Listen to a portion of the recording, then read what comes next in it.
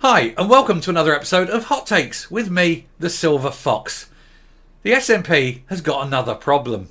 Yes, another one. On top of all the problems it's currently dealing with, there is something else about to hove over the horizon and give Humza Yousaf a lot more sleepless nights.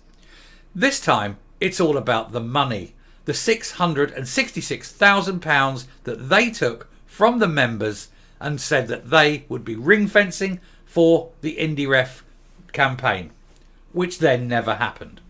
And instead of returning the money, they absorbed it into general funds and then they spent it. They spent it on things like camper vans, expensive jewellery, fridge freezers, expensive pens, phones and SIM cards so that hidden phone calls could be made without leaving a record. And of course they topped up Angus Robertson's meagre parliamentary salary by £33,000 a year. Now, nobody told the people giving the money that that was what it was going to be used for. They were told it was being ring-fenced and protected and used solely for the independence campaign. Therefore, that's fraud. That is gaining money by fraudulent means, and that money should be returned. And the trouble is, they haven't got the money to return it.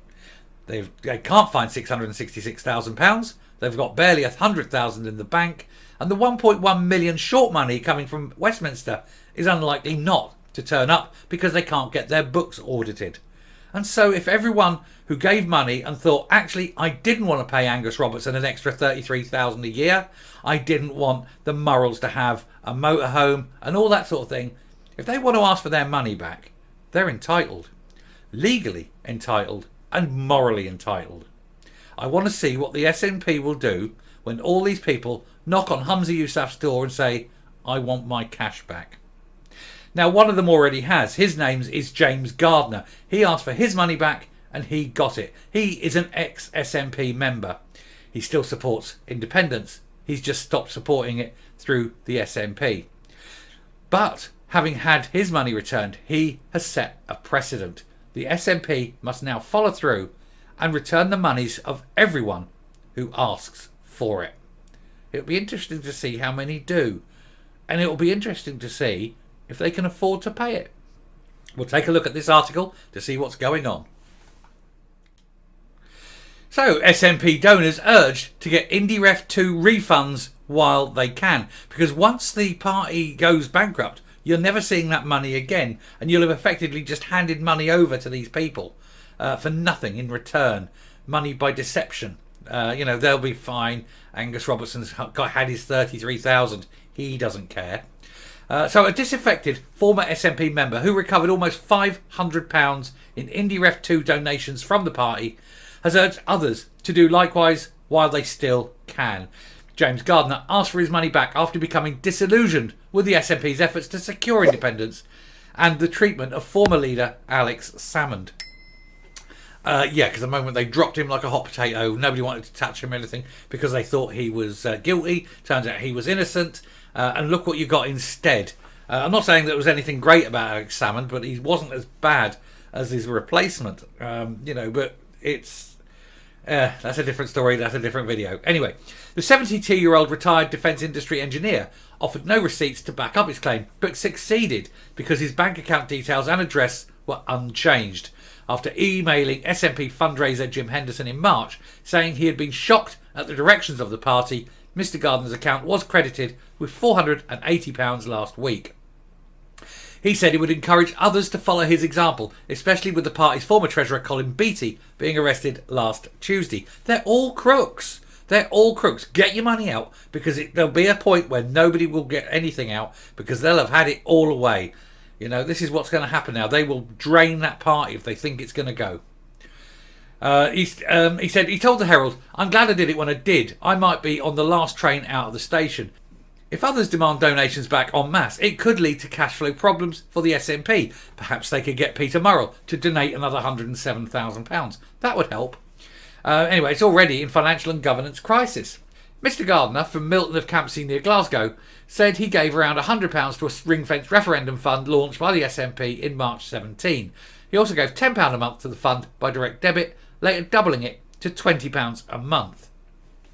These donations were on top of the monthly party membership fee he paid after joining the SNP in 2011 and before leaving it in 2019. He said, "I was a very good member of the SNP. I gave my time generously. I did door chapping. I did the leaflet dropping. I bought the raffle tickets at Christmas. As far as the SNP are concerned, they lost a good earner in me. Since I've left, they've probably written off about £1,500.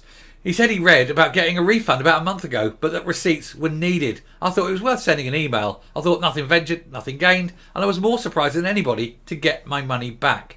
I would encourage folk and say, you don't need all this folderol. As long as you have the same address and bank account you paid them through, then it's simple for them to look back at their records. If folk just threw in a tenner, they might be willing to write it off. But for folk like me who gave a monthly sub, the tenners add up. So it's worth going after it." He is right. It is worth going after it because they took that money after promising you something and then they did not deliver. They wasted that money that people paid in on stuff like, probably the criminality of these mobile phones has to be questioned. But also handing over £33,000 in envelopes to Angus Robertson, buying strange motorhomes. Why the hell are the party buying jewellery? These are the sort of things that need to be inquired about, and the police are looking finally. But he carried on. "If they're not even going to try for independence, then they've basically tricked you. The SNP appointed an interim treasurer on Saturday after Mr Beattie quit. He didn't quit. He stood back until the police inquiries were done, following his arrest on Tuesday by police investigating the party's finances. Mr Gardner's MP, Stuart MacDonald, is the new SNP treasurer, and so I'm sure Mr MacDonald will be happy to hand back all the money people have given if they request it. After all, it's their money and the SNP will otherwise have stolen it, and that isn't a good look. Police Scotland is investigating the $660,000 raised specifically to fight a new independence referendum, and it was spent on other things." And there's just a bit of regurgitation of what we've already talked about before. And it does go on about the getting the accounts back into the Electoral Commission. It's saying here by July the 7th, but actually it's May the 31st if they want their short money in Parliament. Humza Yousaf said the party may need to ask for an extension to that. I hope they don't give it. They all know the rules. It's up to them to obey them. Sean Clarkin, the pro-independence activist whose complaint led to the police probe, said around 2,000 good people gave donations and they can get their money back. All the people who donated to the SNP for the referendum should be automatically refunded and given an apology from Humza Yousaf because of the question marks over the process. I believe that it is time for the financial coffers of the SNP to be completely open to scrutiny for everyone to see the truth. They won't do that. They daren't do that. They are bankrupt. Asked about donation refunds, an SNP spokesman said, as far as the case for Scottish independence becomes more compelling than ever, the SNP is the only party that will ensure Scotland's priorities are first, protect Scottish democracy and get rid of the Tories for good. Not mentioned the refunds. You see, someone said, what about the refunds? Will you give the refunds? Here's a completely different answer to a different question. Because they know they cannot give refunds. They are broke. They haven't got the cash. They are effectively bankrupt if people ask for their money back. And I hope everybody does. And if anyone watching this, no matter how you feel about the SNP, even if you agree with their principles and everything, remember that they took this money from you on the promise of ring fencing it. And they lied to you. Whatever you think of them, they lied to you. They didn't ring fence it. They handed it into central funds and they bought nice things for people in the party. And they gave Angus Robertson envelopes filled with money. You need to ask, why did they lie to you to take that money that you could possibly ill afford to give, to make sure that a man who's already very rich is just slightly richer because of it? I shall come up. Not a day goes past that Humza Yousaf doesn't have a whole new headache to worry about. That man must be going through aspirin like Smarties. Every day, something new, something else. And every day, more amusement for us. It's fantastic, isn't it? Well, I do hope that people do follow James Gardner's example and do go and ask for their money back. It was money effectively taken under false premises. You know, it was effectively stolen, because if you tell someone it's going to be used for one thing and then they use it for something else, That's a lie. That's fraud.